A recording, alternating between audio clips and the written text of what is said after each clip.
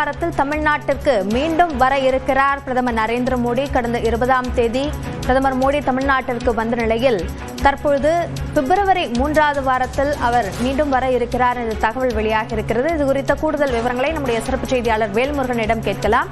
வேல்முருகன், இந்த வருகை எதற்காக என்ற தகவல் வெளியாகி உள்ளதா? அவனியா, குறிப்பாக தமிழகத்துல தேர்தல் களம் சூடுபிடித்திருக்கக்கூடிய நிலையில பிரதமருடைய வருகை இனி அவ்வப்போது இருக்கும் என்று பாஜக சார்பில் தெரிவிக்கப்பட்டிருக்கிறது. குறிப்பாக கடந்த 20ஆம் தேதி மதுராந்தகத்தில் பிரம்மாண்ட தேசிய ஜனநாயக கூட்டணியுடைய பொதுக்கூட்டத்தில் பிரதமர் நரேந்திர மோடி பங்கேற்று பேசியிருக்கிறார். இந்த நிலையில தற்பொழுது கொங்கு மண்டலத்திற்கு பிரதமர் வருவதற்கான இந்த ஏற்பாடுகள் நடைபெற்று இருக்கிறது.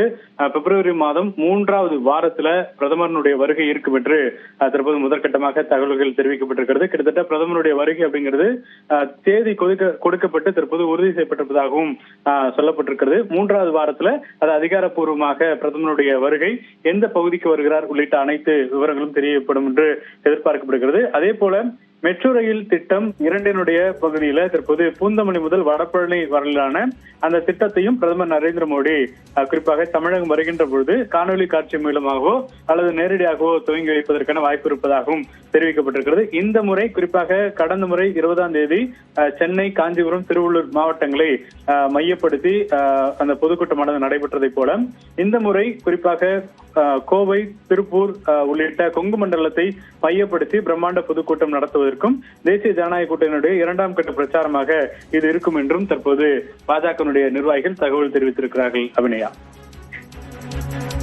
விவரங்களுக்கு நன்றி வேல்முருகன்.